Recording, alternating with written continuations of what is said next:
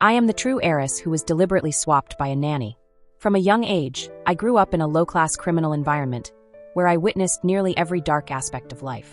When I returned to my true parents, there was always someone telling me to accommodate my fake younger sister and not compete for their affection.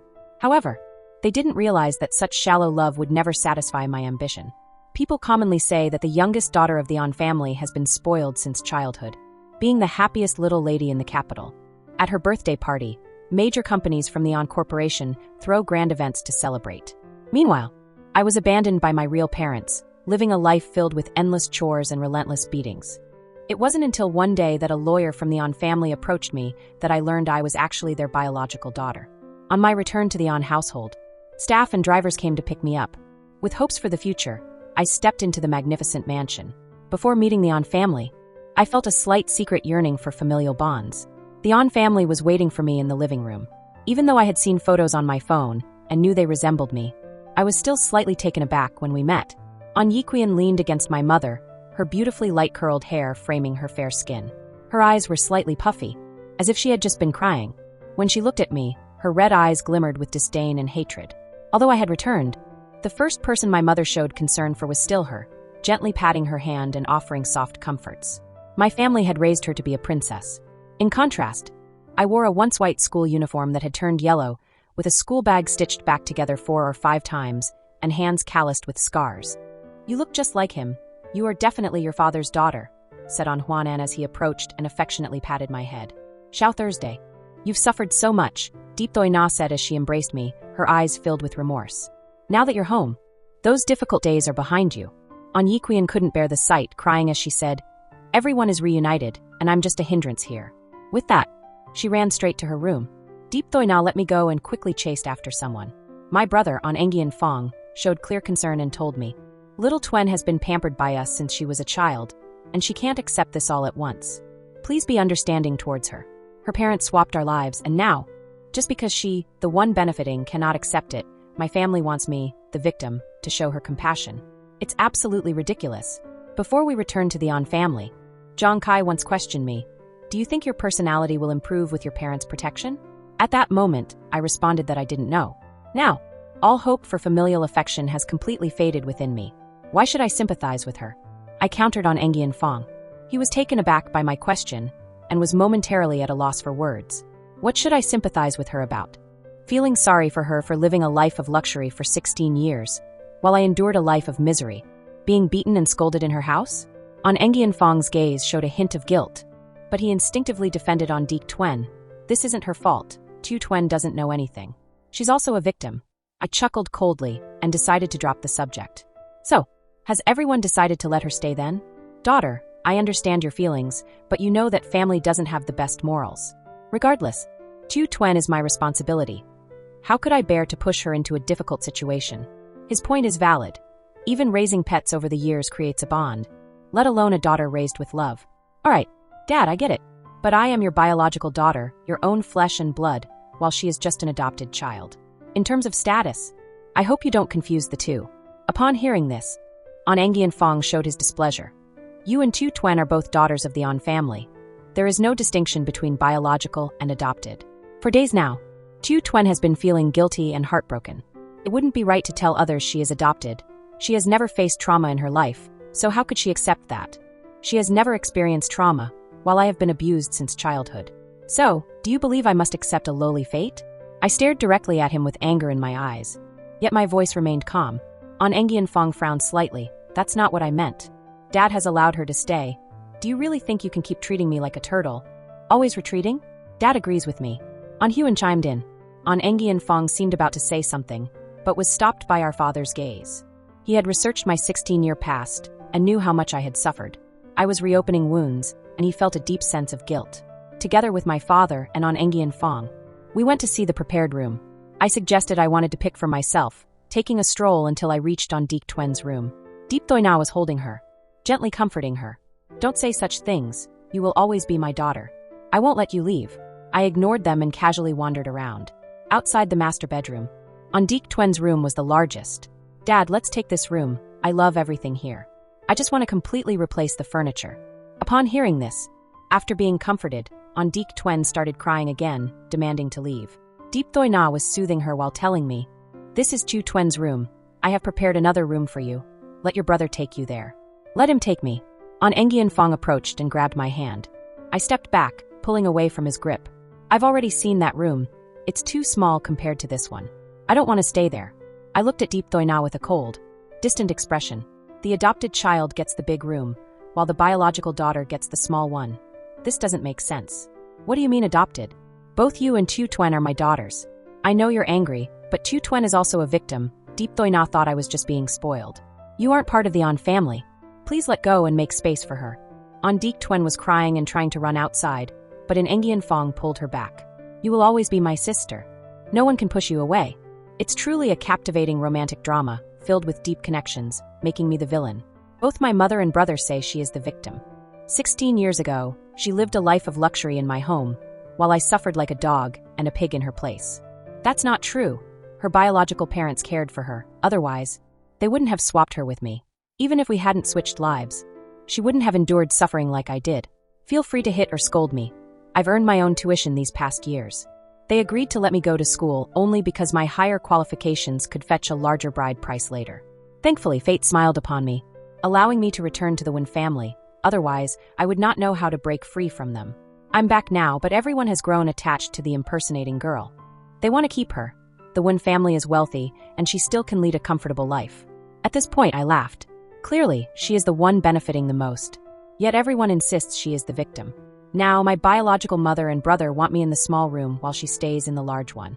If that's what a victim's life is like, I wouldn't mind being one myself. The sarcasm in my eyes was unmistakable, leaving them speechless. Even when Yeqian was silent. I didn't want to look at them anymore. I turned to Wen Huanan, my gaze softening. "Dad, can you replace everything here?" I faced the others like a prickly hedgehog, but only when looking at Dad was my gaze vulnerable. He holds the power in the Wen family. "Don't worry, I will take care of everything," Wen Huanan assured me. "With money, work gets done quickly." Under the soothing words of Dai Xia and Wen Yinxing, Wen Yeqian, with teary eyes, moved into the room originally prepared for me. Though Wen Huanan felt guilty towards me, he didn't want the family to be at odds, urging me to get along with Wen Yeqian. In the living room, it was just him and me. I gradually shed my tough exterior, revealing a look of sorrow, my eyes brimming with tears. "Little Thursday, you are a good child. I know you have endured a lot of unfairness." I resolutely wiped my tears away. "Dad, Mom and my brother are very biased. They don't care about me at all. And I don't like them. From now on, the only family member you have is me." "What are you saying? Don't think that way, of course. They care about you." Although An Huan defended them, a secret smile crept into his eyes, indicating that he appreciated my dependence on him. During dinner, An Deek Twen locked herself in her room. I calmly ate my meal without any discomfort. No matter how worried Deep Thi Na and An Engian Fong were about protecting An Deek Twen, I ignored it all. I only smiled and replied when An Huan spoke to me. This dinner was prepared to celebrate my return home. It was lavish and delicious. And I ate until I was full. Deep Thi Na, seeing me like that, looked at me with concern. "Little Thursday, eat slowly. Eating a lot at night isn't good for your stomach." But then she quickly remembered her daughter, who was so upset she didn't want to eat dinner. Chu Twen is very good. She's just in shock, momentarily stuck in a difficult place. Don't blame her. "Mom, stop talking." An Engian Fong had a grim expression and a sharp tone. "They don't even care about you. Why are you saying so much to her?" I completely agreed with his statement. I also didn't want to pay attention to Deep Thi Na. Perhaps she felt guilty about me and wanted to make it up to me, but her favoritism still lay with An Deek Twen. An Deek Twen wouldn't allow me to get close to her. She would surely cause trouble. My reliance on and love for my parents had been utterly worn down by the beatings and scoldings from An Deek Twen's biological parents. I refused to be at a disadvantage and didn't want to live in suffering anymore. In this family, maintaining a good relationship with An Huan was enough. "Dad, I've finished eating. I'm going back to my room." I looked only at him. An Huan thought I was just being a childish sulk and reminded me, "Remember to go to bed early. You have to go to school tomorrow." "Okay." Deep Thi Na appeared sorrowful due to my attitude. An Engian Fong seemed to be getting angry. When I went online, I received countless messages inquiring whether the Wen family was treating me well. I only opened the chat window with Jiang Qi. "Everything is under control. Don't worry." He almost replied instantly. "You have nothing to worry about. The Wen family should be the ones concerned. It seems they're still disappointing you." My fingers glided over a row of expensive designer bags. A small smile forming at the corner of my mouth. The Wen family's financial strength did not let me down. I was quite pleased with what I saw. Wen Yiqian wasn't particularly foolish. After the room switch incident yesterday, she appeared much more subdued this morning. Dai Shina and Wen Yanfeng looked visibly troubled. Wen Huanan was very pleased and mentioned at the dining table that Wen Yiqian should take care of me at school. Wen Yiqian obediently agreed. But once we got in the car, her attitude completely changed. She looked at me with arrogance and said darkly, "I'll take very good care of you." "Oh really, I'm looking forward to it," I replied with a smile. At this prestigious elite school in the capital, Wen Yiqian was regarded as the queen. The power and status of the Wen family intimidated everyone into obeying her commands. As I followed her into the school, the unfamiliar face, many students glanced at me with skepticism. Some acquaintances asked Wen Yiqian, "Who is she? I've never seen her before." "She's riding in the same car as you. Is she a relative of yours?" At the mention of relative, Wen Yiqian's face soured. "She's the new little dog I brought along." As soon as those words left her lips, the looks everyone gave me became strange and dark. I reached the homeroom teacher's office first. During the morning self-study period, the teacher called me to the podium and asked me to introduce myself. I have good eyesight. As soon as I entered, I spotted the only empty seat in the class. The new textbooks on the desk were torn and splattered with yogurt, making for a chaotic scene. The wealthy students below the podium were watching me with eager anticipation for entertainment. Wen Yiqian, sitting in the same class, had a slight smile on her lips, looking at me provocatively. Honestly, I didn't expect her to be this foolish. Standing at the podium, I gave a faint smile. "Hello everyone, my name is Wen Shu, and my father is Wen Huanan of the Wen Group. I am his only daughter." I noticed that On Diktuan's face was getting darker. On Diktuan's biological mother used to be a nanny at my house. She swapped me with her. I revealed this family secret calmly, without causing any shock. However, my parents are very kind and agreed to adopt On Diktuan. She can still stay in my house later on. My classmates were stunned when they heard this shocking secret from the wealthy class, glancing back and forth between me and On Diktuan. Is it true? On Diktuan is just a fake daughter. That being said, this newcomer really resembles the On family. On Diktuan couldn't stand the gossip and shouted, "Shut up!" The class immediately fell silent. I ignored her hateful glare and walked over to the messy, empty desk. Looking around, no one dared to meet my eyes. "What's going on here?" I asked with a smile. The homeroom teacher's expression changed, and he quickly ordered new desks and chairs. A few boys stepped up to help, and soon they replaced my desk, chair, and books. On Diktuan sat right behind me, gritting her teeth and whispering, "If you dare to reveal this to others without my parents' permission, they won't forgive you." She was so foolish it made me laugh. I'm their biological daughter. I'm just stating the truth. What can they do to me? My words hit a sensitive spot for On Diktuan, and her tone turned malicious. "I'll show you who the true lady of the On family is." As soon as school ended, she left the classroom and didn't return for the next 2 periods.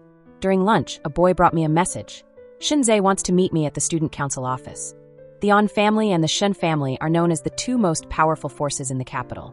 Shinzei is the future heir to the Shen family, and he has been betrothed to On Diktuan since childhood. They grew up together and share a deep bond. Since I had upset On Diktuan, he probably wanted to meet to defend her honor. It's no wonder On Diktuan feels so confident making threats against me, considering how spoiled the heirs of such big companies are. The student council office is located in a separate building, reserved for the heirs of the most prominent families in the capital. I was looking forward to visiting the student council office and meeting these heirs. The school dedicated an entire building for student council use. Since the users are all heirs of wealthy corporations, this building is the most luxurious on campus. As I walked through, I reveled in the joy that wealth and power bring. I once lived in poverty, struggling to survive in the lowest class of this city. Now, I stood atop the pyramid of power and finance. The elevator took me directly to the top floor, where a group of the richest heirs gathered on sofas beside large glass windows. Shenzei and On Diktuan were seated at the center. In front of Shenzei, On Diktuan no longer held the haughty demeanor she had in class. At that moment, she leaned against Shenzei, appearing weak and pitiable like a flower in need of protection. Shenzei gently stroked her hair, his gaze filled with compassion. "You really dared to come, you've got quite the nerve." Someone spotted me and laughed mockingly. Others quickly turned to look at me. Shenzei's sharp gaze and handsome face were filled with stormy intensity. In my high school days, I often heard people gossiping about him, claiming that the beauty of the Tam family's young master was enough to make it an entertainment. Seeing him in person, I realized those words were not exaggerated. I glanced at him appreciatively, then looked over at the other student council members. This group of heirs was generally very attractive. "You see us but don't greet us?" Don't you know how to be polite? A boy tapped a baseball bat lightly on the floor, a malicious smile on his lips. I had looked up his profile, Trin Gon Quan, the youngest son of the Trin Corporation. He had been Tam T's close friend since childhood and was one of the 3 top boys at this elite school. However, the Trin family had long been in decline. His status here was granted by Tam Te. He was the first to provoke, and everyone else coldly stood by to watch the drama unfold. I stood in the hall alone, yet my presence was still strong. I coldly responded, "Why should I have to greet you? What makes you so important?" Trin Gon Quan recalled my background, and his smile faltered. "Why are you silent now? Didn't you want me to greet you? Then why don't you introduce yourself, so I can get to know you properly?" I refused to let him off easy.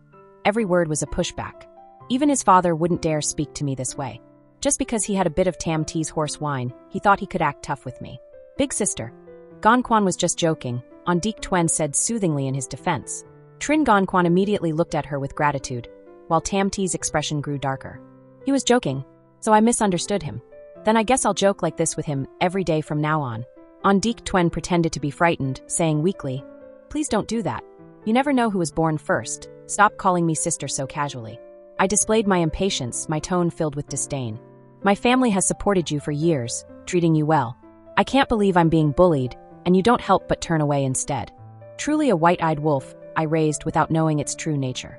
Upon hearing this, On Deek Twen instantly broke into tears. Tam Te could never allow his girlfriend to suffer.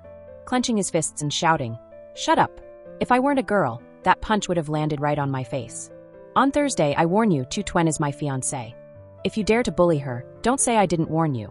After hearing this, I laughed and asked, "What do you mean by not being polite?" "You really don't want to find out," he said, his murderous intent clear in his gaze. "In the capital, with just a word from the heir of the Tam family, someone could just disappear.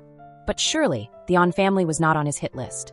I understood his implication and couldn't help but laugh out loud. Everyone in the room was puzzled by my laughter, some even questioning my mental state. They were used to Tam T's dominant CEO remarks. However, I remained unfazed.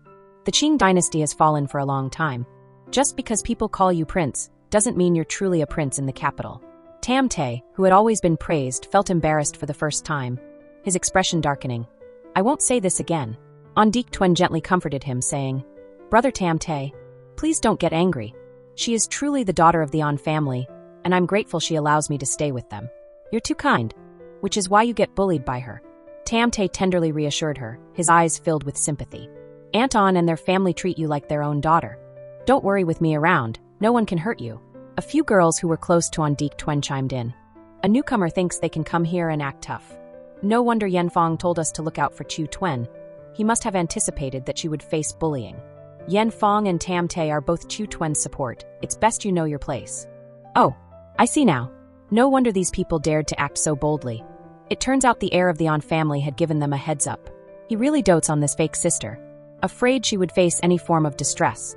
It turns out that the reason for me being called here was to shift blame and intimidate me. But are they really in a position to do that?"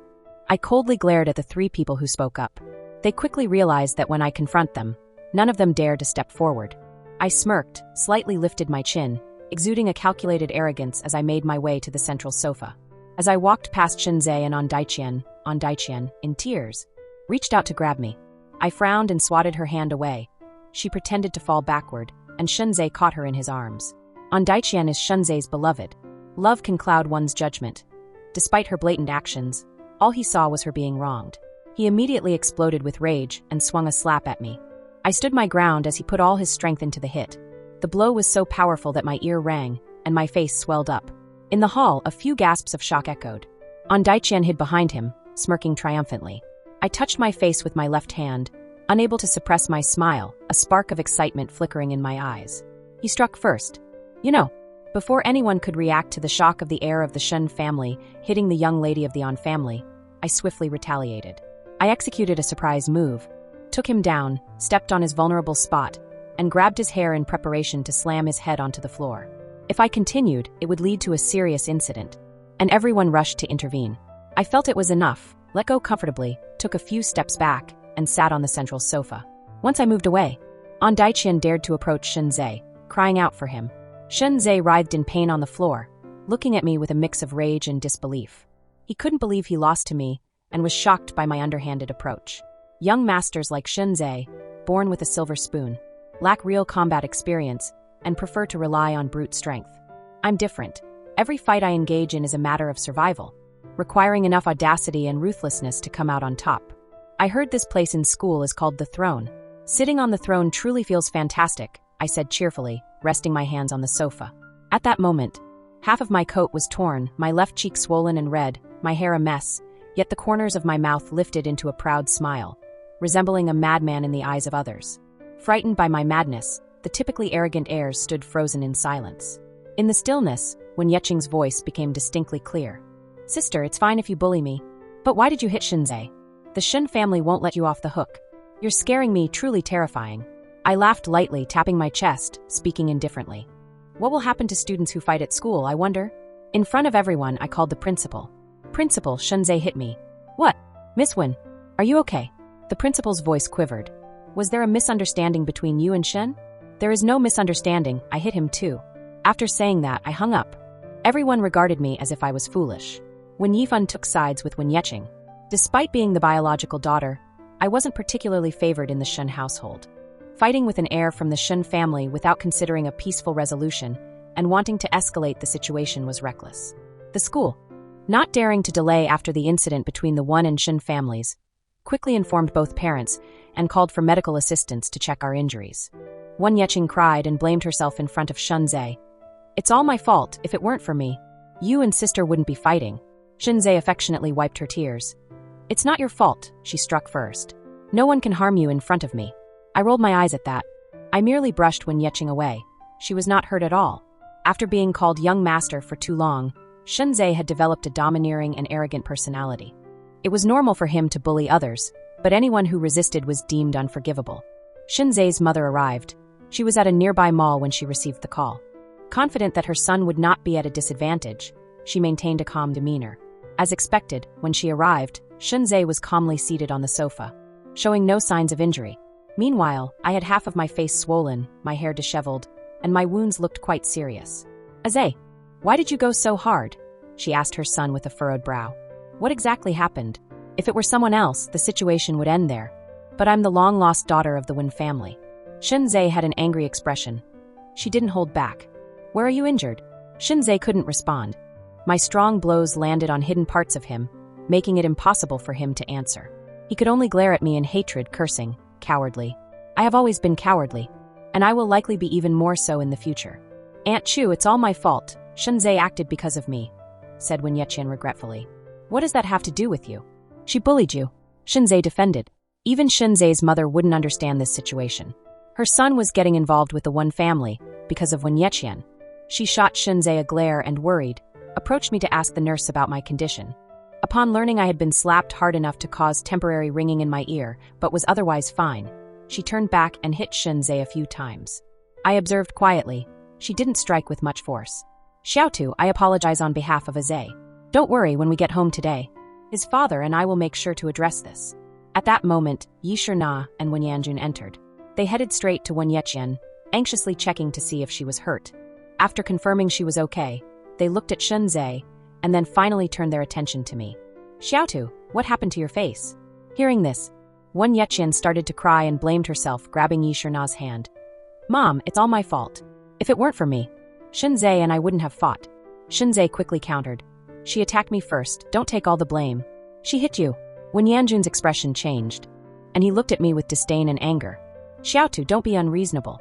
Yi Shina, knowing Shinzei had always defended Wen Yeqing, assumed it was his wrongdoing.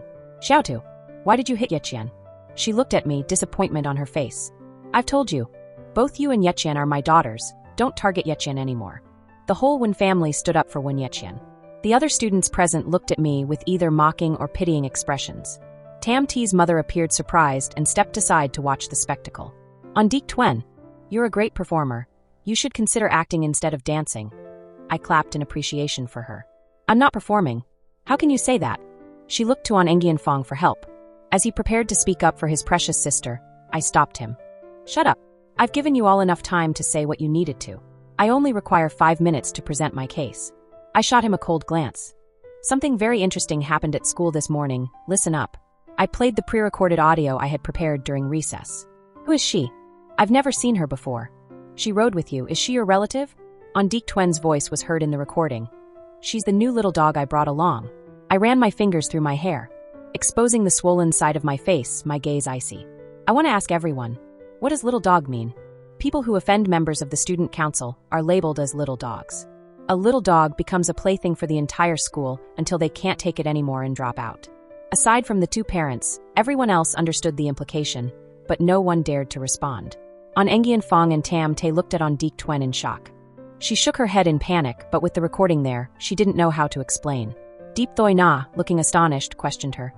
Tu Twen, how can you say that about Tu Thursday? Blood ties are truly something incredible. Her biological parents treat me like a dog, and she calls me a dog too. It's quite similar, isn't it? I mocked.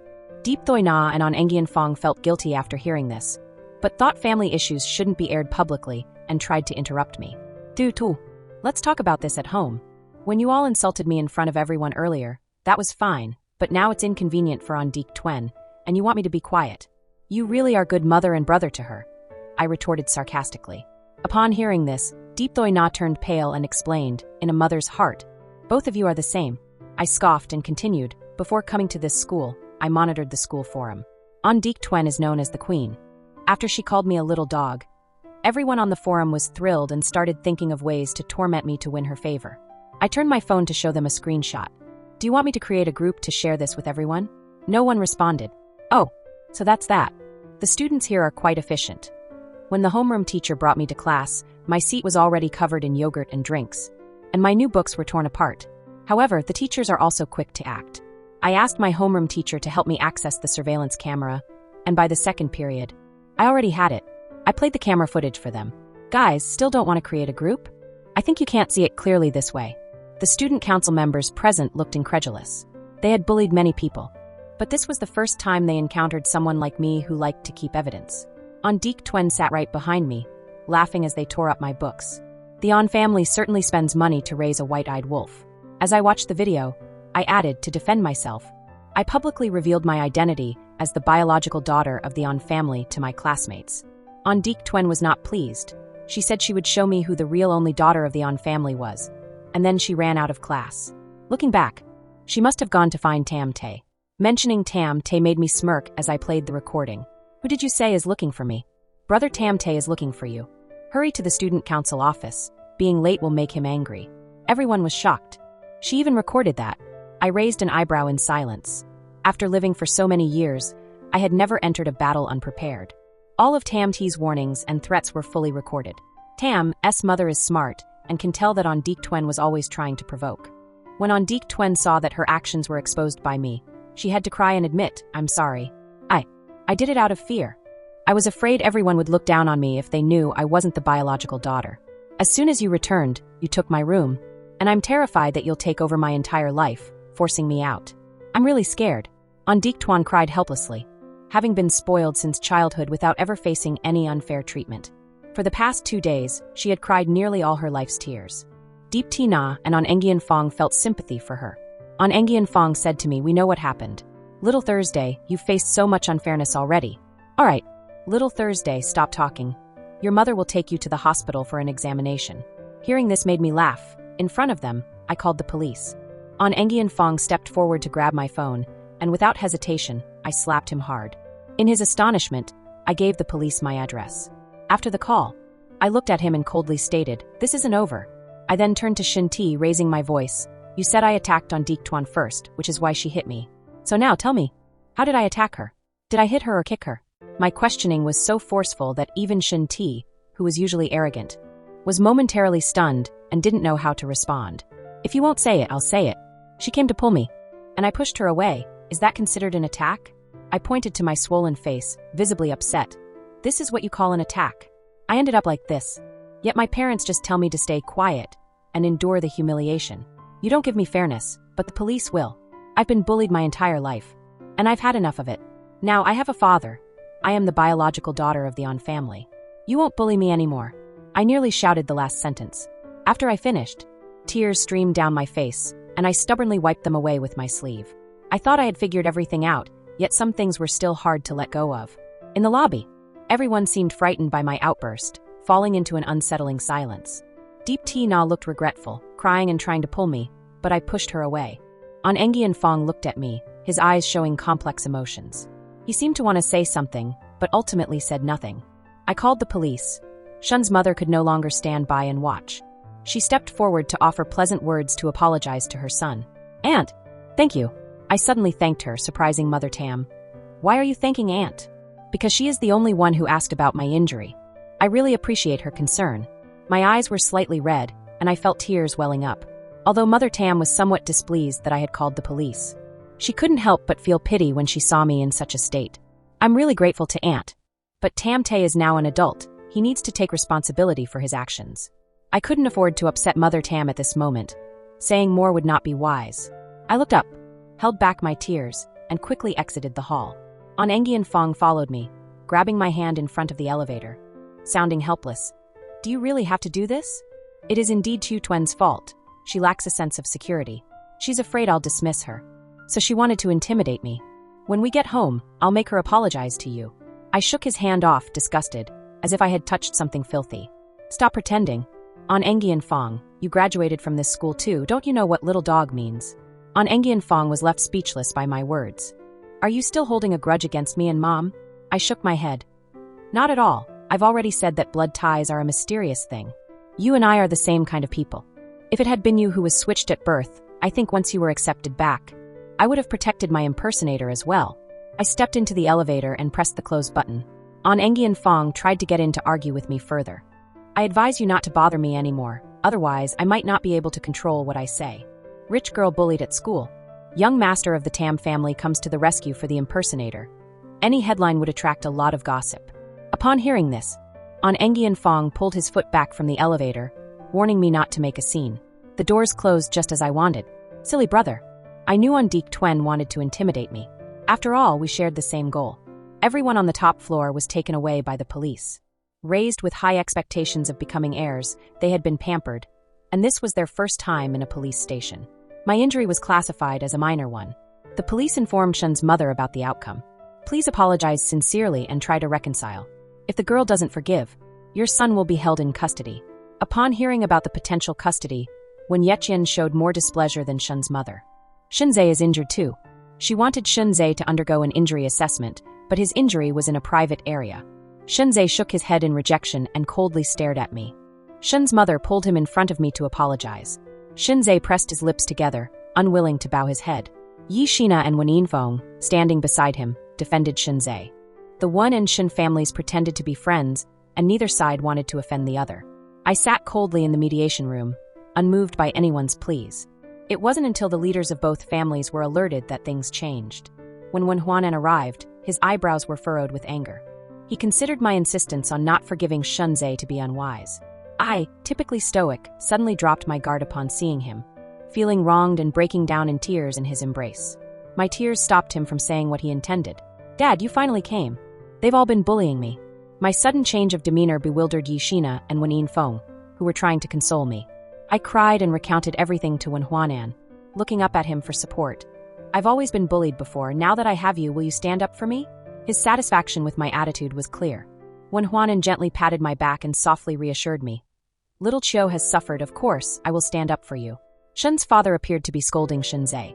Shunzhe looked full of resentment as he glared at me openly with disdain and hatred. This was likely the most humiliating moment in his life. I pretended to be frightened by his gaze, crying, "His stare is so scary. He'll definitely hit me again at school." Shun's father's anger peaked. He kicked Shunzhe and demanded he apologize to me. Shunzhe remained silent, pressing his lips together and refusing to bend his head. Seeing Tam's father trying to kick Tam Tay out, Tam's mother quickly positioned herself between them. He's so stubborn, what good does it do to kick him out? The police suggested separating us first, and then each side could offer their advice later. Tam's mother pulled Tam Tay outside. The others were also asked to leave by the police. And soon the mediation room was left with just me and An Huan. I realized that An Huan wouldn't confront the Tam family for my sake, so after crying for a bit, I firmly wiped my tears, casually tucked my hair behind my ear, revealing half of my swollen red face. I took the initiative to speak first. Dad, you're the only one who treats me well in this world. I don't want to put you in a tough spot. I agreed to sign the reconciliation agreement. The daughter before outsiders appeared tough, yet she quietly endured grievances because of him. How could On Hyun not be moved? Chu Thursday is really obedient, I hinted. But Dad, if we don't teach him a lesson, Tam Tae will definitely bully me again at school. On Hyun's eyes lit up slightly as he said, Don't worry, I will definitely have Tam's uncle punish Tam Tae. So he won't dare to bully you anymore. Just a little suggestion, and this clever fox understood immediately. He went outside to talk to Tam's father for a while, and when he returned, his frown had eased, looking quite cheerful, probably having secured a satisfactory outcome. Tam's father had bled, so he would naturally punish Tam Tae once they got home. Once back, On Hyun carefully reviewed all the evidence I had provided to the police. On Deek Twin was nervously wringing her hands, her eyes full of helpless tears. Understanding the situation, On Hyun sternly scolded her, took away her card, and forced her to apologize to me. He had spoiled this daughter like treasure. Though disappointed, he wasn't ready to give up on her. I maintained a firm stance and refused on Deek Twin's apology. I don't want to put Dad in a tough position, so I won't pursue this further. You took my identity to live your current life. My whole family is your benefactor, and I hope you won't act ungratefully in the future.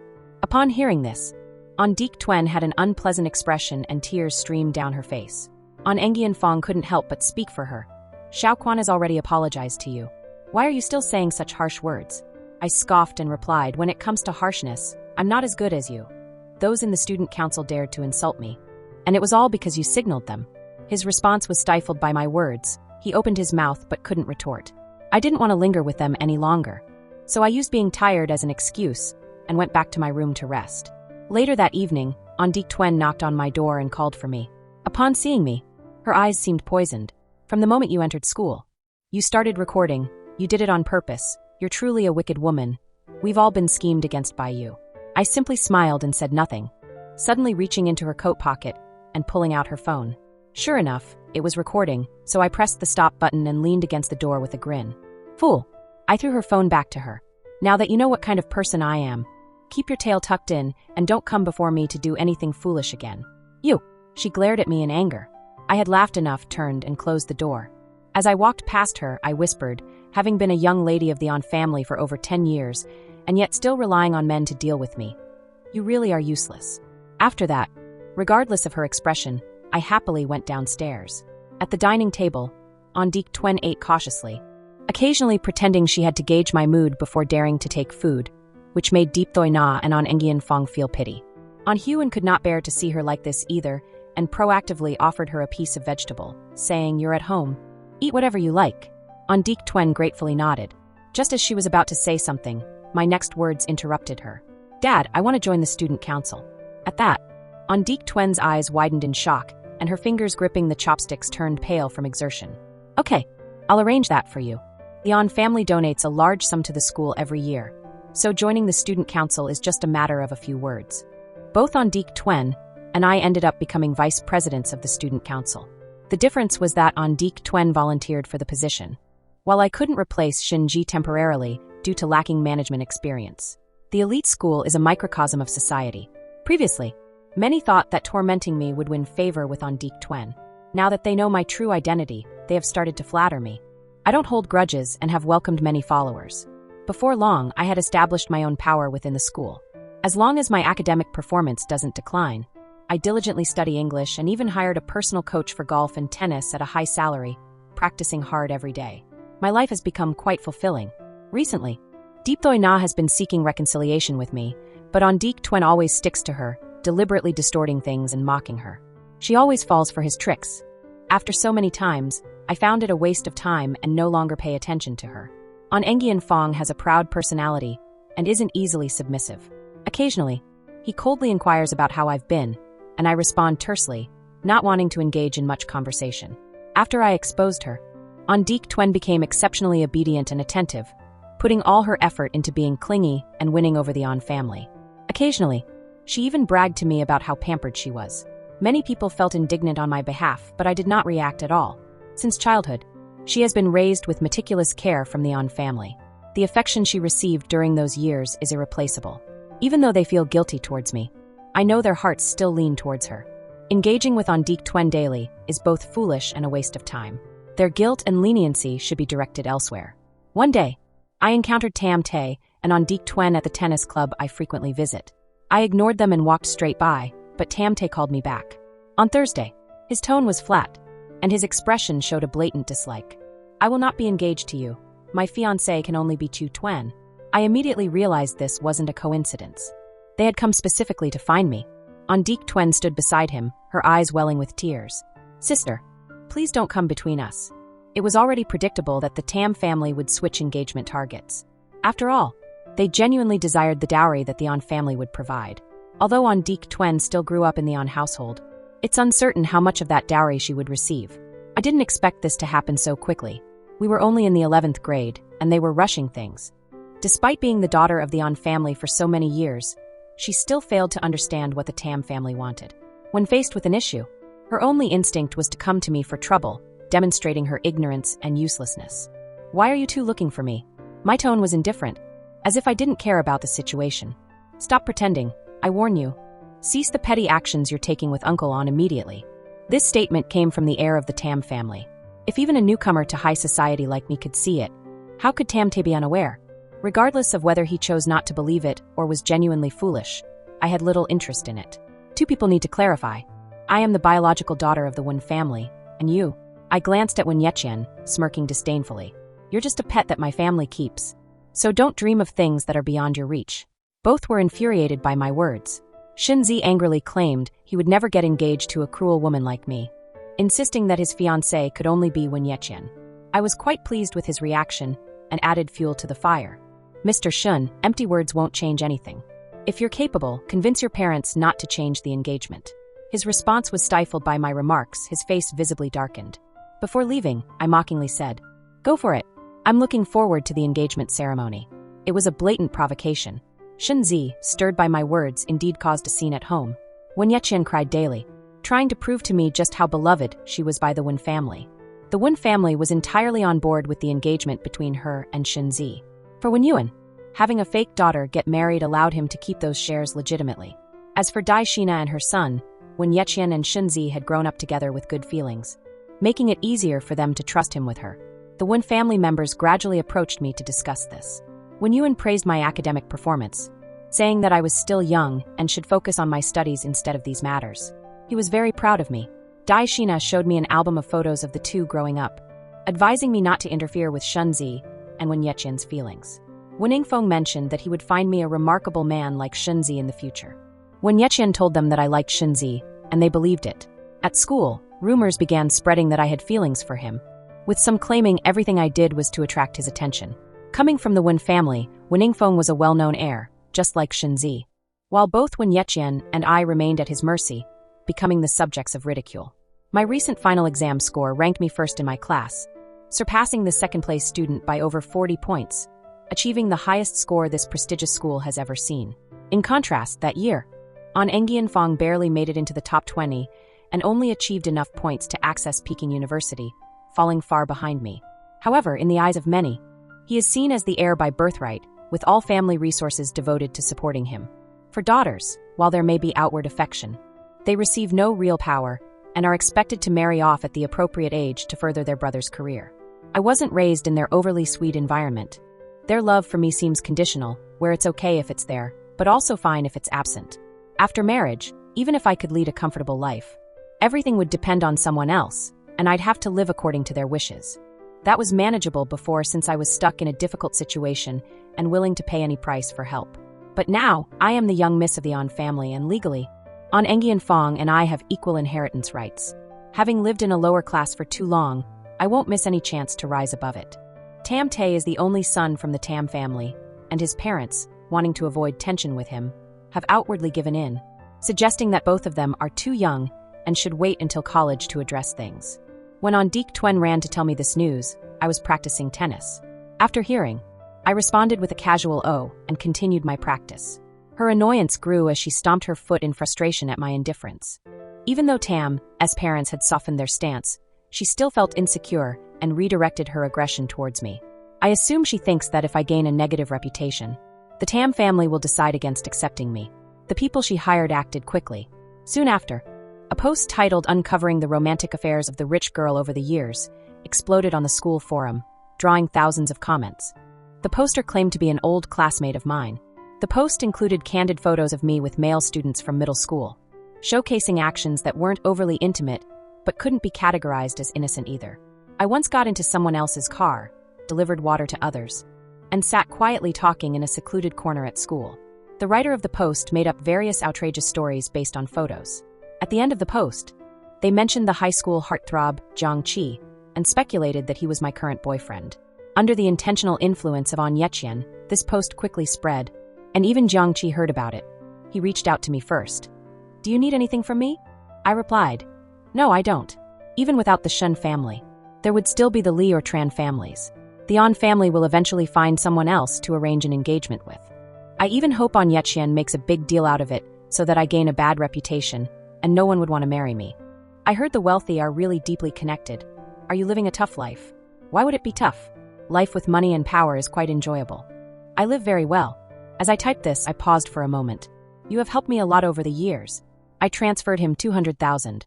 Consider this my thank you. Please don't contact me again. Then, I deleted all my old classmates and exited a chat group that had been pinned for years. Jiang Qi was right. The wealthy indeed have deep connections, and I don't want them involved in any danger. This might be my last shred of conscience. He didn't accept the money. 24 hours later, it automatically returned to my account. Given his personality, he must have been upset that I tarnished our relationship. Sometimes, I feel quite envious of him. His family doesn't let him suffer, and he doesn't have to worry about money because of love. The influence of the post grew, eventually reaching the ears of both the An and Shen families. An Yuan spoke to me. I continued to act obediently in front of him, feeling wronged as I said, "I am just classmates with them. There is no other relationship. Since middle school, I have been studying while working. The academic pressure is immense. To maintain my ranking, I only have time to study and work, so I don't have time for frivolous matters. I was always in the top 5 in high school and often studied until midnight at the An household." He naturally believed me. "Dad, I have a math competition coming up, and I don't want these issues to affect me. Dad, help me solve this." He nodded in agreement, showing interest in my math competition. When I left the study, the housekeeper informed me that Deep Thoi Na was waiting for me in the piano room because she had something to ask me. Deep Thoi Na and An Engian Fong were guiding An Dik Tuen in her practice. Upon sensing my presence, all 3 of them stopped smiling. An Dik Tuen tilted her head slightly towards me, her eyes gleaming with satisfaction. "You're here now. What's going on?" I ignored her and looked directly at Deep Thoi Na. "What's that post about?" An Engian Fong stepped past Deep Thoi Na and asked me seriously. Deep Thoi Na, with a stern expression, said, "Tu Thursday, you're still young, so you should focus on your studies. No matter what happened in the past, you shouldn't contact them again in the future." "Oh, that's what this is about. I don't understand why you're asking. You've dated quite a few girls already. Everyone's still talking about your situation with Sister Lam," I said matter-of-factly. "In youth, if one doesn't indulge, it's a waste. Besides, as someone as talented and attractive as I am, there are many who are eager to pursue me. But don't worry. I know my limits and won't let any undesirables through this door." "What are you talking about?" The 3 of them looked at me as if I were crazy. "I'm speaking in plain language." Deep Thoi Na and An Engian Fong opened their mouths, seemingly wanting to say something, but I cut them off. "You." One with an endless string of girlfriends, and the other obsessing over securing a future husband for a fake underage daughter. "I really don't understand how you think you have the right to talk to me about this." I glanced back at An Dik Tuen. "And this foolish one you're raising, aside from relying on men and spreading rumors online, is of no real use." After saying that, regardless of their reactions, I turned and walked away. An Dik Tuen, feeling wronged, called out behind me, "It's not me, I didn't do it. How can you think that about me?" An Engian Fong replied, "That girl is insane. Just ignore her." An Engian Fong warned An Dik Tuen that I was crazy, but it seemed she didn't pay attention. That day after school, one of the people following her suddenly ran up to me with a worried expression, loudly saying, "On Thursday, I saw Jiang Qi at the school gate. Is he looking for you?" This statement immediately drew the attention of everyone around. I know Jiang Qi's character. After that post-incident, he wouldn't come looking for me proactively. His presence at the school gate surely meant someone was causing trouble. I glanced through the crowd and saw An Daiqian standing on the stairs. She was with Shun Zi, looking furious and animatedly mouthing something. I could guess she was simply trying to spread rumors about my private life to make Shun Zi dislike me more. Ignoring the curious questions around me, I walked straight toward her. Seeing me approach, she angrily asked everyone present, "Sister, didn't Mom say you weren't allowed to associate with them anymore?" I slightly curled my lips. "You really enjoy calling me sister. But dear little sister, you've gone too far this time. Previously, An Dieqian's actions had been beneficial to me, and I had happily encouraged them. But for Jiang Qi, I had intended to let him be. So why did she involve him and upset me? I grabbed her hair and pulled her closer, and before anyone could react, I slapped her face several times. It had been a while since I had moved my hands, and these slaps significantly relieved my mood. Surrounding us were gasps of shock and the furious growl from Shenzi. He threw a powerful punch at me. I threw on Daiqian aside and dodged back, my voice laced with mockery. Mr. Shen really loves getting involved in the affairs of the An family, doesn't he? Remember those days at the police station with me? He was supporting An Daiqian. Upon hearing that, he clenched his fist in anger, ready to retaliate. His friends quickly held him back. An Daiqian held her red, swollen face, her messy hair framing her cold, snake-like eyes filled with hatred as she said, "You dare hit me, my parents won't let you get away with this." I scoffed. "You called me sister, so what can our parents say if sisters fight? Besides, she's just an adopted daughter. Be a good sister. Next time, don't provoke me again." I looked at Tam Tay, who was being held back by a few people, and cheerfully raised my right hand to slap the person next to me, my expression full of arrogance. See, now that's what I call taking action. Tam Tay, stirred by my taunts, summoned an incredible strength to break free from those holding him, but was quickly restrained by others. He could only shout curses at me from behind, calling me cruel.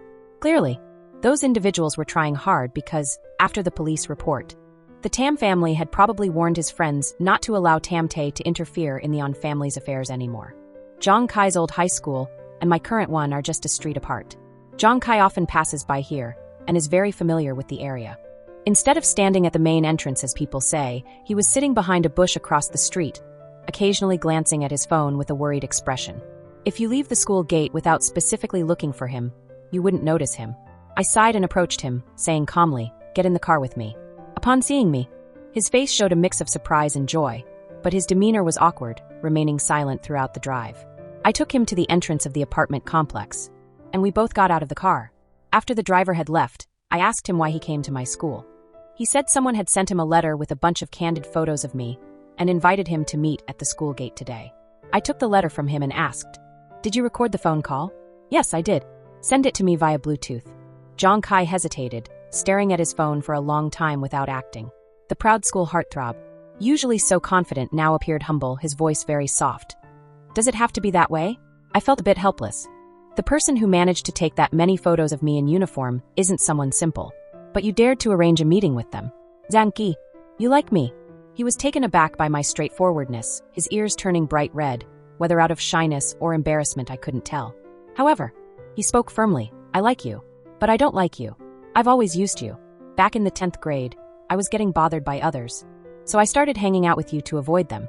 All those chance encounters were intentionally arranged by me. I know. This surprised me. People like you have exploited so many others. To me, you're all the same. Some of the content in the post by An Daiqian is true. To achieve my goals, I've taken advantage of numerous people, both men and women, to the point where I can't even count them. Zhang Kai has actually witnessed my ruthlessness. I know everything." He looked at me with a steadfast and bright gaze that seemed to want to melt me. I couldn't help but laugh. Over the years, he has been the most foolish person I've encountered. Knowing my true nature, he still jumped into the fire. "Zhang Qi, I remember you entering high school as the top student on special admission." "That's right." He looked a bit confused, not understanding why I suddenly asked this. "You're still in 11th grade. There's still time. Do your best to get into Peking University, and after graduation, come work for me at An Corporation." The ice melted, and my expression softened as I smiled faintly. "I'm lacking in support. I need to nurture my loyal followers." He was both shocked and delighted, and a brilliant smile quickly spread across his face. His bright eyes were resolute and full of determination. "I will get into Peking University." Before high school, Zhang Kai's grades were among the best in the city. After his parents divorced, he couldn't cope and began to act out.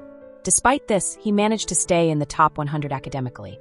With his background, a little effort could still land him a spot at Peking University. What I'm missing at An Corporation are talents with no prior background who will wholeheartedly work for me. After striking the beloved daughter of the An family, my phone wouldn't stop ringing on the way home. An Huan was busy with work, and Zhang Kai had his own college life. Except for the weekends, they barely came home for dinner. But today, everyone was present. As soon as they saw me, Deep Thoi Na and An Engian Fong couldn't stop complaining, especially An Engian Fong, who was so furious he looked like he wanted to hit me. An Daiqian pretended to be scared, burying her face in Deep Thoi Na's arms and crying. An Huan still maintained the demeanor of a family patriarch, Yet I understood that the thoughts expressed by Deep Thoi Na and others reflected his inner feelings. Speak up. Where have you been? Why did you hit Chu Tuen? An Hyun asked me. I had been waiting for this question. I handed him the letter and the recording that Zhang Kai had sent to me. Biting my lip, my face filled with injustice. Zhang Kai was deliberately led to me. Dad, someone is trying to harm me. Today, a classmate intentionally spoke loudly about Zhang Kai coming to find you, and she is close friends with An Dik Tuen. They are working together to defame me.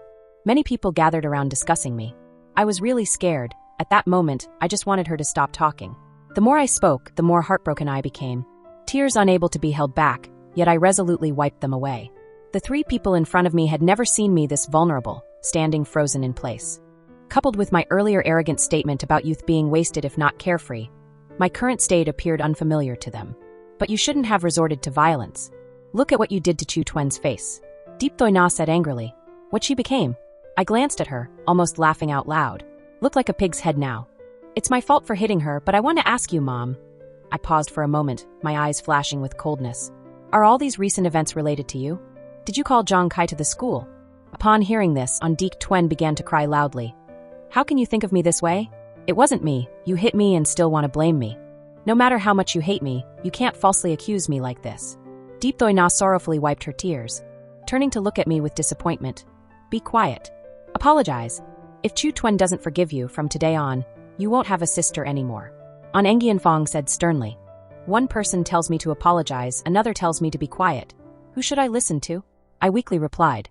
An Engian Fong, irritated, grabbed my wrist to pull me toward An Dik Tuen. I resisted, using all my strength to break free.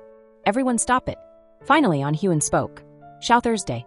Go to your room and put away your backpack, clean up, and then get ready for dinner. Dad. An Ing Fong frowned, but was halted by his father's glare. This matter should not be brought up again in the future. Xiao Quan, come to the study with me. Okay, Dad. I brushed my hands off dismissively, irritated, and didn't look back as I headed upstairs to my room. Given An Hyun's capabilities, he surely investigated and discovered that the person spreading rumors online to harm me was An Yeching. A cunning man like him only needed a moment's thought to identify the culprit. Perhaps in order to maintain family harmony, or out of a sense of paternal affection built over many years, he chose to help An Yeching cover it up. This decision also made him feel guilty towards me, which doesn't seem entirely unfair. During dinner, An Hyun mentioned my birthday. He said he would host a grand party to formally introduce me to everyone. I recognized this as his way of making amends. The party invitation included both our names, signaling that An Yeching and I would co-host. This birthday celebration would bring together nearly all the elite families in the capital. An Yeching interacted naturally among them, while I was only familiar with people my age from school, whereas she seemed to know everyone. In this elite circle, An Ing Fong and Shun Zhe were at the center of attention. Shun Zhe didn't hide her disdain for me, gifting only An Yeching. An Ing Fong gave gifts to both of us. Yet it was evident that his present for An Yeching was far more valuable and carefully chosen. He intended to show his dissatisfaction with me. The previous time An Yeching schemed for Shun Zhe to hit me, he was indifferent, even thinking I brought shame to the family. However, now that I hit An Yeching, he was furious, shaming me in front of others, completely disregarding the idea of shame within the family. After handing out gifts, he purposely glanced at me from afar, his expression indicating that if I didn't apologize, he wouldn't forgive me. I raised my glass, smiling back at him. At that moment, Shun Zhe also turned to see the scene. Both were taken aback by my ability to smile, and their expressions turned peculiar. Theoretically, An Dik Tuen and I were supposed to be the main figures at the birthday party, but we weren't even seated at the main table. The central spot at the main table was occupied by a major internet figure from the south. Both the An and Tam families were vying for a partnership with him. Flanking him were the fathers and sons from both families, followed by leaders of other prominent clans in the capital. My mother and Deep Thoi Na sat at the same table as us, which made me quite uncomfortable. Moreover, An Dik Tuen sat beside me boasting about how well the men at the main table treated her. Her foolishness only added to my annoyance. However, I managed to remain patient. But when my mother mentioned that An Hyun intended to bring An Engian Fong into the company sooner than expected, I could no longer contain my frustration. An Engian Fong was only in his sophomore year of college. They were truly rushing things.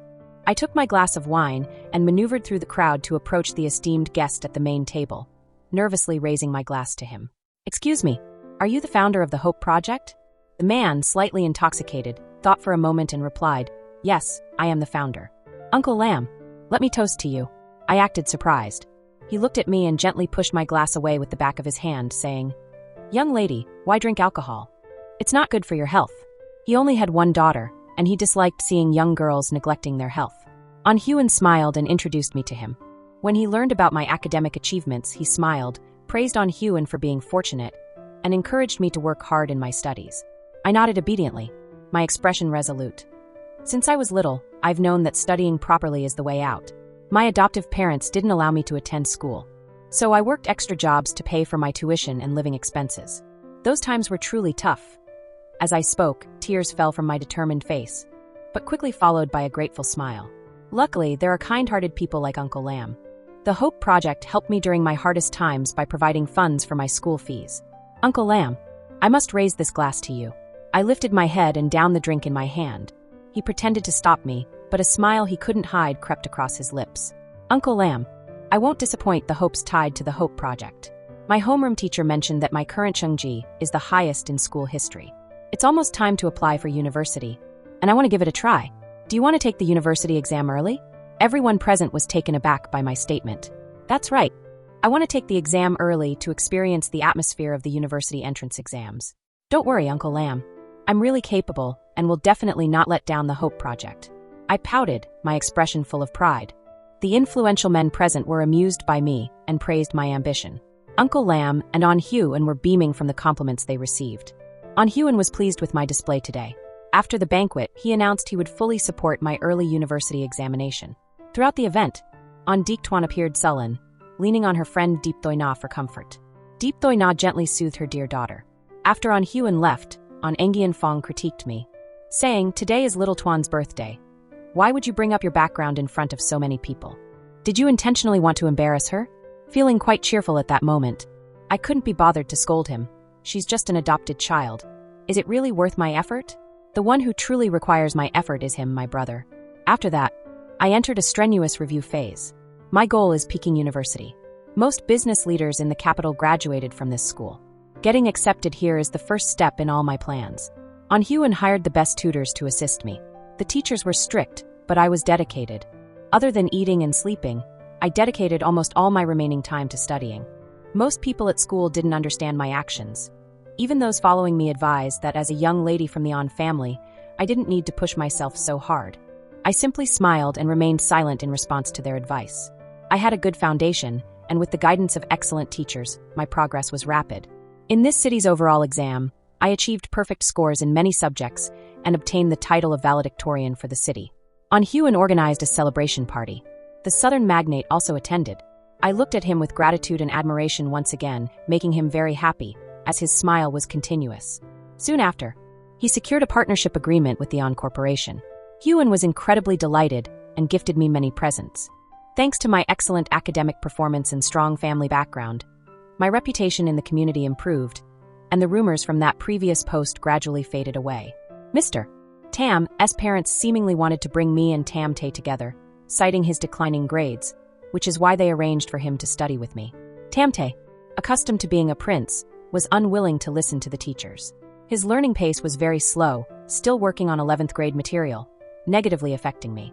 Ever since he joined, An Dik-twan frequently interrupted, bringing fruits or sweets, which was quite bothersome.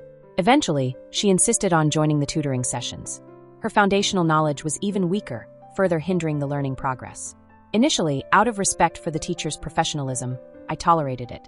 However, when the situation dragged on for too long, I could no longer bear it. I registered for a course at the most reputable exam preparation center at Peking University, using my status to select some of the best tutors for private lessons. I kept the change of tutors a secret from everyone. The day I was absent, Tam Tae came looking for me at class. In front of everyone, I left the classroom with him. An Dik-twan followed closely behind. "Why didn't you come to tutoring yesterday?" Tam Tae asked in an accusatory tone. An Dik-twan chimed in, "Sister, did you go looking for Jong Kai again? I heard he's a thug who always bullies classmates. Don't associate with him anymore. An Dik-twan, slander is a criminal act. You're even more uncivilized than I expected. The An family raises a dog that's more practical than you. At least dogs protect their owners. You just embarrass yours every day." I responded coldly, not wanting to argue with them. Tam Tae wanted to defend An Dik-twan, so I frowned and said, "Shut up. I have found a tutor at the center, so I won't be attending the extra classes your father arranged for me anymore." Studying with two fools who only slow me down is just a waste of time. After saying that, I turned away without any remorse. Tamte has a high self-esteem, and my harsh words made him dislike me even more. Ondik Twen felt much more at ease, as she didn't bother me for a long while. By the end of the semester, I still maintained the top rank in the city. During the winter break, I immersed myself in test prep, not even putting my books down on New Year's Eve. Ondik Twen wore a limited edition red dress bought by her parents, making her look lively and beautiful. On Engian Fong took photos of her along with Deep Thoi Na. On Hyun stood nearby, his lips curling into a fond smile. They looked like a family. Outside, the snow fell gently as I curled up on the sofa by the large glass window. Inside, the heating was so good that I felt cozy enough to fall asleep. This year, there were no beatings or the chill of winter. It felt great. I smiled and continued reading my book. Once back at school, I submitted a transfer application to Class A of 12th grade. A few months later, we all took the college entrance exam together. I was placed based on my results from my old high school. The entire On family came to support me during the exam. Before entering the exam room, I was interviewed multiple times by the media. Zhang Kai was volunteering at the school. While directing me, he softly said, "Wait for me at Peking University." I walked towards where he pointed and calmly replied, "I don't like waiting for others. You go on ahead and catch up." My hard work paid off. I passed the entrance exam for Peking University with the top score in the natural sciences for the city. The two people ahead of me only scored slightly higher, and both were from my old high school. On Hyun was exceedingly happy and organized a grand celebration for me across the city. The On group used this as a promotional tactic, offering numerous discounts for candidates, attracting a lot of customers. With such outstanding achievements, it was natural for me to be admitted to university early. The business school at Peking University is a gathering place for talented individuals. Upon starting, Wen Yanfeng, the heir of the Shen family, was elected student council president and quickly became an influential figure among students. In contrast to his arrogance, I began my journey as vice president, willing to invest time and money to maintain relationships with subordinates and engage actively in student council events and clubs. I received an A in all my major subjects, and people praised me. Ultimately, in the second-year elections, I defeated Wen Yanfeng and Shen Zi to become the new student council president. Wen Yanfeng was in his final year, focusing on his work with the family company. Though surprised by my win, it was easy for him to accept. The one who couldn't take it was Shen Zi. It was his first time being subordinate to someone else. Losing to Wen Yanfeng would have been one thing, but losing to a girl like me was different. Seeing his unacceptable expression, I provocatively remarked, "With how useless you are, your future children won't carry your surname. By the way, I've heard the student council president has a lot of power in school. You need to protect Wen Yeqian closely." He still maintained his protector demeanor, angrily responding, "If you dare to bully Xiao Tian, I won't let you get away with it." I crossed my arms and coldly replied, "She's just an adopted daughter. Treating her well now is out of respect for you. The One Corporation is planning to expand into the south soon. After we marry, I'll ask my father to find a wealthy merchant in the south to marry her off to. After all these years of support, it's time she pays us back. Don't even think about it, she's your sister. How can you be so cruel? What's cruel about marrying her off to a rich merchant for a comfortable life? Do you think I'm cruel? If you're capable, then save her yourself. Go ahead and keep her as your mistress. I won't mind if you have another woman on the side." At this point, I laughed maliciously. Tamte was furious and cursed, saying he would never marry a cruel woman like me. When our families discussed the marriage, he created a scene and openly stated he would only marry Ondik Twen. Her family supported her, ultimately preserving the engagement for Ondik Twen. Once home, I smashed everything on the coffee table, exploding with rage. I am the biological daughter of my parents, and I should be the one engaged to the Tam family. She is merely an adopted child. What right does she have to compete with me? I understand she has had feelings for my parents for over a decade, but why do they still favor her despite my efforts? If I had known this, I wouldn't have returned. In the past, even during arguments, I maintained a cold demeanor. They had never seen me this frantic before. Initially stunned, they intended to reprimand me, but upon hearing my words, they swallowed their criticism. It turned out my previous aloofness was merely a facade of strength. My academic diligence stemmed from a desire for their recognition. I realized I wasn't inherently difficult or unapproachable. I just never received affection growing up, making it hard to connect with them. They felt guilty and tried to console me, but in my anger, I would argue back at anyone who approached. "Mom, you say that you treat me and Ondik Twen equally in your heart. So why, on my return, did you comfort her immediately when she started crying? She bullied me, leading to Tamte slapping me. And you still prioritized her when you arrived at the school. You made excuses for her even when you knew she was responsible. If she feels insecure, what about me? If you care for her so deeply, then why did you go through the trouble of giving birth to me? On Engian Fong, stop pretending to be virtuous. If you hadn't made your intentions known at school, would I have been verbally abused? With your reputation, if you valued me, would Tamte dare to touch me? During that birthday party, weren't you the one who humiliated me in front of everyone? What face do you have to speak such flowery words? On Deek Twen, stop acting anymore. On the day I returned, you deliberately cried to intimidate me. The next day at school, she aimed to lead the bullying campaign against me again. I swiped my hand, and she fell as if hit by a Category 20 storm. The Won family raised her healthy, yet she modeled herself after Lin Dayu. Heaven should not allow her to live beyond 17. Just like her. Dad, I already knew that the rumors circulated during high school were instigated by Wen Yeqian, and that Jiang Qi was called to school by her. She tarnished my reputation to force the Shen family to change their engagement partner. You have helped to cover all of this up for her. At this point, I could no longer hold back my tears. My expression revealed immense sorrow, as if I had suffered a great betrayal. Wen Yeqian is marrying Shunzi, a favorable union. Wen Yanfeng received shares and joined the company as soon as she entered university. And what about me? I have poured all my effort into gaining my parents' attention. Why are my parents so biased? Even as I cried, each word I spoke was filled with a clear demand. I usually don't ask for much or compete with Wen Yeqian. It was all to transform my built-up grievances into their guilt today. Yi Shina broke down in tears after hearing this. The Wen father and son felt guilt and were moved by my performance. The only one who turned pale with fear was Wen Yeqian. To compensate me, Wen Huanan promised a job in the company and offered to transfer 5% of the shares that originally belonged to Wen Yeqian to me, along with the previously promised 5%. I ended up with a total of 10% shares. Wen Yeqian, having been exposed, dared not contest this. The business marriage between the Wen family and the Shen family would still be splendid enough that the Shuns wouldn't find anything to complain about, even if she had no shares. Wen Huanan's reasoning for compensating me was that he considered my words to be mere anger, and he had long wanted to reclaim the shares promised to Wen Yeqian. My outburst provided a convenient excuse. Furthermore, seeing my emotional neediness could prompt him to think that he could later regain those shares by simply comforting me. If the child cries, they get fed. After that noisy incident, Deep Thoi Na and On Engian Fong felt very regretful and have been showering me with gifts lately. Initially, when I first arrived at the On family home and didn't see much money, this tactic might have worked on me. However, now that I have enough money to buy whatever I want, I no longer feel the need for it. In the past, I used to patiently listen to them, but now that everything is out in the open, I simply turn away from them coldly, ignoring them altogether. Tamte, upon hearing that I created a scene for him, approached me to talk with a friendly demeanor. I didn't realize you had feelings for me. I thought you just wanted to take everything away from Tu Twen.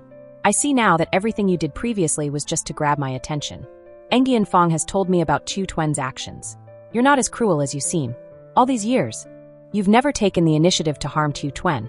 We misunderstood you. However, I'm sorry, but I promise to always protect Tu Twen. Feeling annoyed at his self-importance, I responded, "You're really pathetic. You've been beating around the bush. But doesn't that mean you have feelings for me? We've never been on good terms. I'm curious. Do you like this face of mine, or has my talent finally won you over after all the times you lost to me?" Tam T's face darkened with anger. "Don't flatter yourself. If it weren't for Engian Fong, I wouldn't be here comforting you at all. Isn't that you flattering yourself first?" I coldly replied before pushing him away and leaving. Lately, I've been feeling quite pleased with myself and don't want to put up with anyone, especially since he mentioned On Engian Fong. On Huan has only one son, On Engian Fong, and he raised him as an heir. He generously gave him 20% of the family shares right when he entered Peking University.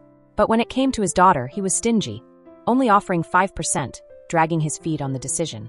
If I hadn't accurately gauged his intentions and seized the opportunity to make a bet, I might have ended up like On Deek Twen, receiving nothing.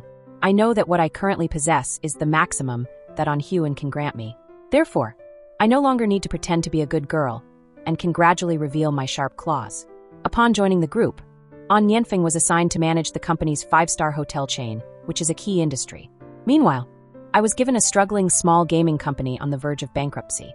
On Huan intended for me to face difficulties and withdraw. Even though I refused to back down, this small company wouldn't survive for long. In reality, this gaming firm once experienced a golden era. During those years, the On Group saw the lucrative internet sector and decided to establish a gaming company, investing heavily to recruit talent and market their products. Perhaps due to overinvestment in the early stages and fear of losses, their creations were mere copies of successful games, mistakenly believing they could replicate others' success. As a result, after launching, they were heavily criticized and faced lawsuits from those original companies. While others saw no future for this company, I viewed it as a golden opportunity. In the internet age, the gaming industry is flourishing. I possess capital, connections, and determination to take a risk. All that is missing now is talent. After participating in several project presentations, I noticed a group of young students, who happened to be from Peking University as well. The team leader, Zhu Yihai, is a computer science prodigy. I had met him a few times and kept his contact information. Soon enough, I managed to persuade them with sincerity and financial incentives. They wanted to recreate a mythical Chinese world in the game.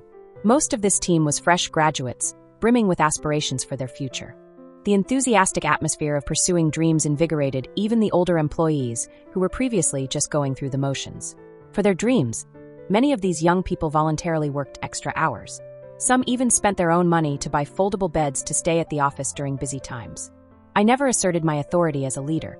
I supported all their decisions, allowing these young individuals to focus solely on their dream pursuits, moving forward together. Once the company was on the track, the first thing I did was rename it to Chasing Dreams. The name has attracted many talented young teams to submit their applications. The gaming industry is emerging, and what is most needed are creative young individuals. The Mythical World project is costly and time-consuming, and it cannot yield results in a short period. Initially, I focused on supporting smaller game projects while leveraging my identity for promotion. The revenue was quite promising. That year, I took the university entrance exam early and became trending. Many netizens still remembered me for my beauty, family background, and academic achievements. When I reappeared publicly, I had become the CEO of the company, dressed in a scholarly black suit and adeptly answering media questions about games. With many factors at play, I once again became trending. She is the young lady from the One family who took the entrance exam early, ranked first in the city, and got into Peking University. So beautiful and confident, indeed, a wealthy young lady with an intellectual charm. Isn't the female lead in a romantic story supposed to be like this? Becoming a CEO while still in university. The saying goes, the most beautiful are indeed the top scholars. The discussions about me on social media were lively. Many were curious about what kind of game I could create. With the involvement of netizens, the downloads of the newly released game skyrocketed, landing it on the daily rankings. The game's quality retained a segment of users, and good word spread far and wide. I and Chasing Dreams had a remarkable comeback. At business gatherings, people started calling me Little One CEO. However, the title Little One CEO was used by two individuals. Wen Yechuan and Shun Zhe smoothly proceeded with their marriage formalities. Soon after, the Wen and Shun families held an engagement ceremony. I didn't attend. Wen Yanfeng called me in anger, scolding, "Do you know how much gossip you've caused because of your chaos?" I was busy. After he finished speaking, I calmly replied, "Now I know. Thank you for this delightful news." Then I hung up. I had purchased several houses, using my work and study commitments as an excuse to live outside and rarely return home. The next time I met Wen Yanfeng was at a business party. He asked me why I didn't respond to the message, and mentioned that Deep Thoina's health had not been good lately, urging me to visit her. I'm not a doctor. If her health is poor, why seek my help? I gently swirled my glass of wine, the bright red liquid shimmering inside. How long are you planning to sulk? He frowned, displeased with my indifference. Since I was young, whenever I was unwell, I went to the hospital by myself. And nobody came to visit me. My mother is not a child. She doesn't need someone to care for her. My cold demeanor angered on Engian Fong. She is your mother. I know that. She gave me life, and I will fulfill my duty to support her. I am currently working hard to make money for her. She doesn't need money. She just wants to see you. What's wrong with money? You all only give me money. You reap what you sow, so don't be too greedy. If you hadn't been avoiding us, Xiao Quan would have known about your mother's health and canceled the competition to take care of her. If you had even a fraction of her dedication, our family wouldn't be in this situation. It sounded like he was complaining. The second day I returned to the An family, I was bullied and hit by An Dik Quan. Yet you all believe her without question. If I hadn't prepared evidence, I don't know how much she would have tormented me. With such favoritism, how can you blame me for avoiding you? My words left him speechless. He lowered his voice, trying to appeal to my emotions. This time, Mother is upset with Father, you. I coldly interrupted. Is she only upset with Father? It's no secret that An Huan has another woman outside. Deep Thoina has always pretended not to know.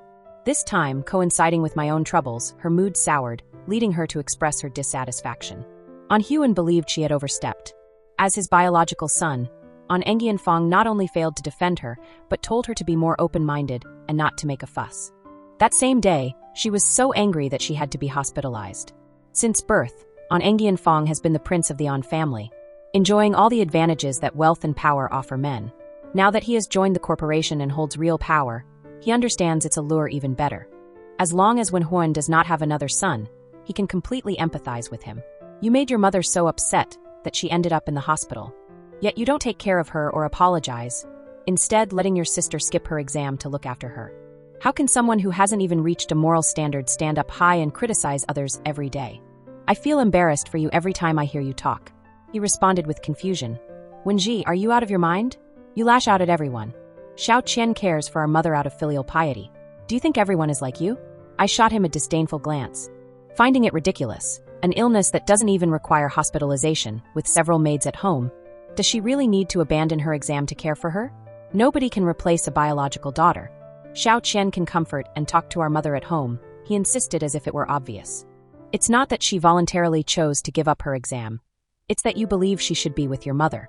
But since you didn't state it directly, she picked up on your hint and suggested it herself, right? He and Wenhuan often claim that Wen Yiqian is spoiled and thus capricious. However, in reality, her capriciousness is always within their limits. Whatever she does, she has to gauge their reactions. I didn't hide my disdain for him. Wen Yifan, don't show up in front of me again. It ruins my appetite.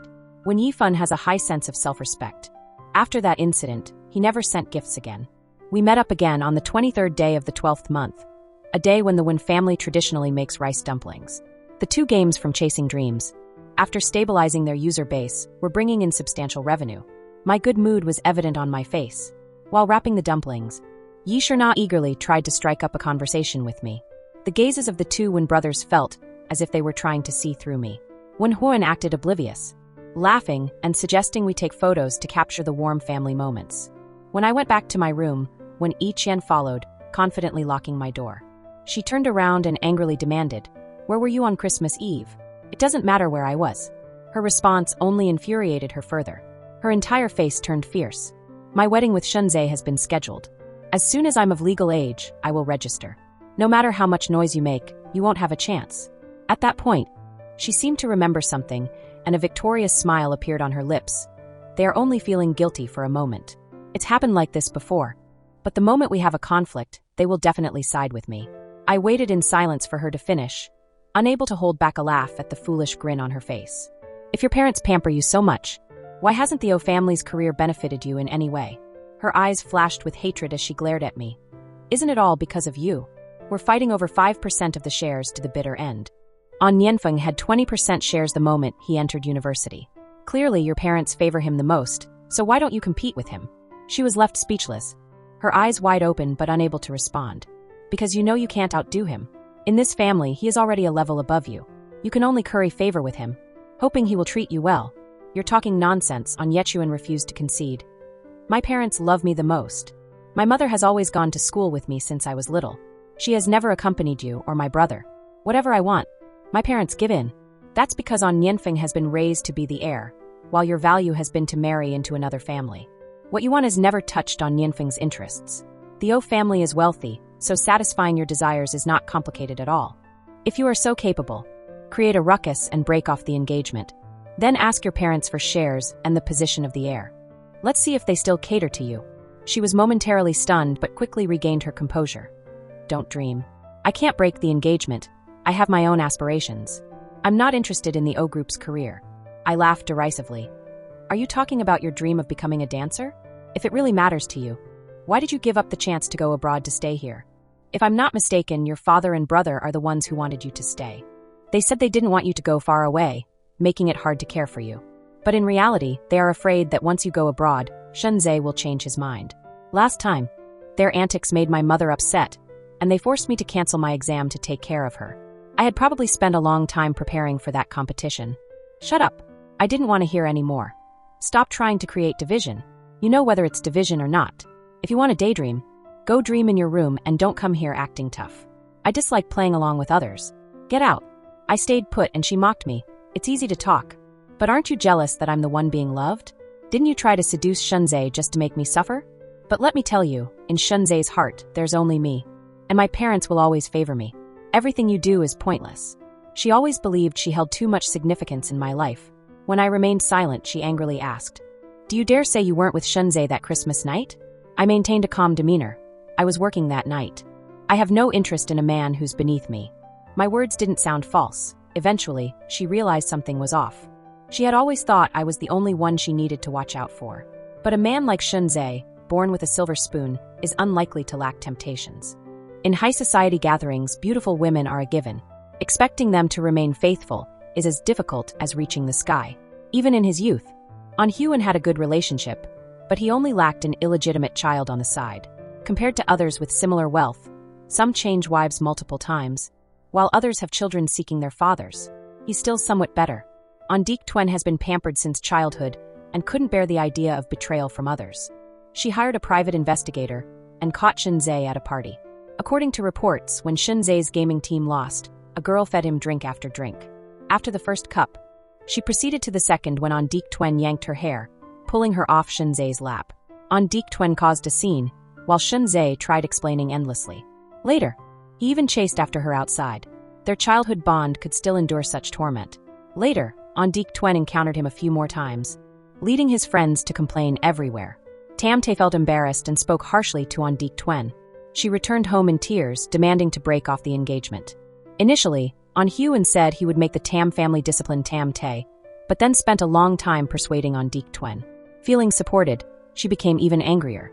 When Tam Tae called, she directly stated the intention to cancel the engagement. An Hyun's gentle expression instantly turned dark. He slapped her, leaving An Dik Twen stunned.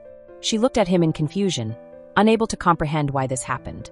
Deep Doi Na cried and defended An Dik Twen, saying, "Why hit her? Can't we discuss this properly?" An Engian Fong took her phone and whispered to Tam Tae on the other end. Meanwhile, I sat back on the sofa, enjoying this family drama. An Hyun began apologizing to An Dik Twen, saying sweet things to comfort her. An Engian Fong joined in as well. An Dik Twen cried in Deep Doi Na's arms. Diep Thoinga, perhaps reminiscing about her own circumstances, felt helpless about her daughter's future and could only silently shed tears.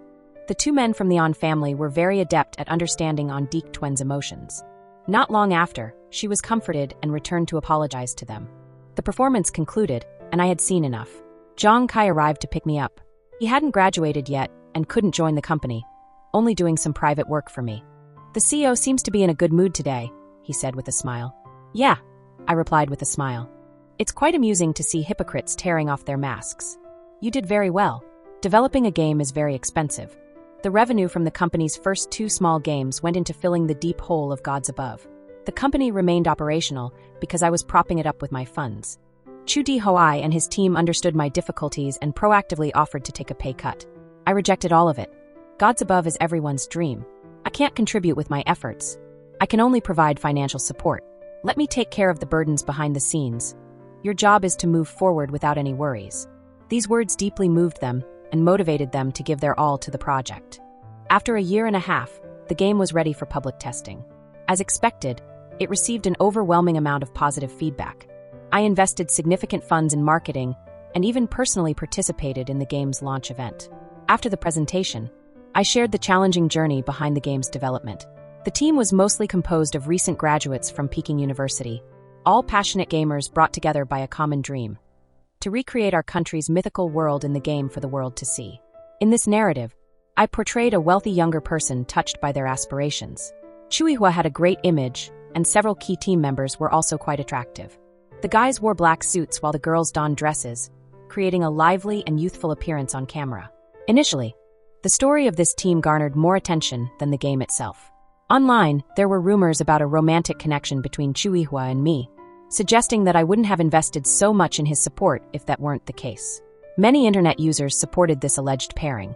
Screenshots of our working group circulated online, and my comments about salary raises and holiday bonuses were shared by bloggers. Netizens dubbed Trui Mong as the most desirable company to work for. Most entrepreneurs prefer to avoid self-promotion and can't handle negative online comments. For me, success is what matters most, and I don't care about my online image. As I predicted, these efforts attracted a large number of players. On the opening day, the website experienced such high traffic that the server crashed. The game Then Min Tai Thuong exceeded my expectations with soaring revenue, standing out among new releases. Eventually, the father-son duo, the On family, sensed that something was off. In front of On Hyun, I always portrayed myself as emotionally needy, relying on my father. Everything I do is merely to capture their attention. They have never acknowledged the losses of True Emong. The daily revenue from God above astounds them. They didn't expect that I, the woman they consistently overlook, could achieve such success. The father and son of the On family hosted a party inviting me under the pretense of congratulating me. As soon as I sat down, they inquired about my well-being, which made me feel like On Deek Twen, as if her eyes were daggers pointed at me. They believed they had charmed me and finally stated their true desire. They wanted me to hand over True Emong to On Engian Fong. I flatly refused. Not only did I decline, but I also complained, eventually demanding more money from them. On Engian Fong seized that moment, expressing sympathy for my struggles and assuring me not to worry, since they were there to support me. I scoffed, my tone dripping with disdain. After all these years of hard work, do you think I would let you take over? Your family's hotel management over the years has yielded no remarkable results. As soon as these words left my lips, On Engian Fong was provoked, and the family atmosphere turned sour. While I argued with On Engian Fong, On Hyun didn't say anything but clearly displayed his displeasure. They had begun to understand my ambitions. The relationship between us was now just a thin layer away from unraveling. God above is quite powerful. With both computer and mobile versions, recovering its costs much faster than I anticipated. True Emong has built a reputation and amassed a large number of loyal fans. They saved me a significant sum on advertising costs. After graduating from Peking University, I devoted all my energy to my career. The projects for True Emong increased, gradually becoming a cornerstone of the On Corporation, opening up a new market in the gaming industry for the company. Over time, profits surpassed those of other companies, making it the top player within the On Corporation. During board meetings, I sat to the right of On Hyun. My rivalry with On Engian Fong was evident, with each meeting marked by mutual obstinacy. The company had also divided into two factions. Now that I'm home, those difficult days are behind me. Seeing my determination, my mother finally stopped urging me and transferred 10% of her shares to me. Noticing my surprise, she seemed a bit flustered and gently explained. Tu Twen and Tam Tay have a good relationship. I feel at ease. You've never asked for anything. This is all I can do for you. Even though she may be partial, she truly cares about me the most in this family. Tu Thursday, do you hate me? No. You have the money and the time. It's your choice how many people you want to support. On Deek Twen hasn't harmed my interests at all. In fact, she has helped me a lot without even knowing it. Deep Thoi Na was shocked by my rationality and sat in silence for a moment before responding. Take care on your way out. I'll visit you when I have time. I smiled at her, my tone unusually gentle. Deep Thoi Na nodded, cried, held my hand tightly for a while before letting go. With 20% of the shares in True Emong, I successfully became the new CEO of On Corporation at the board meeting. Under my leadership, the company thrived, gradually surpassing the always competitive Tam Corporation. On the domestic Forbes ranking, I outpaced On Engian Fong and Tam Tay by a significant margin. CEO, I heard that Chu On and Chu Tam were very angry today, said Zhang Kai with a tone of satisfaction. What happened now? At the Zheng family's party, someone said the two princes from the capital together are not even worth the CEO. That's not wrong.